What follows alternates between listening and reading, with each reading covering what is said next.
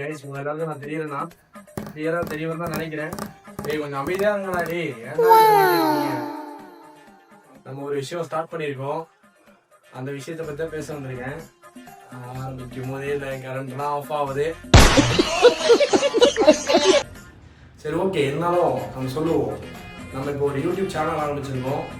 நம்ம எப்படி ஆரம்பிச்சிருக்கோம், எதுவுமே ஆரம்பிச்சிருக்கோன்றது நீங்கள் இதுக்கப்புறம் பார்க்க போக தெரியும். அதை பற்றி நீங்கள் தெரிஞ்சுப்பீங்க. அதை பற்றி நீங்கள் தெரிஞ்சுப்பீங்க.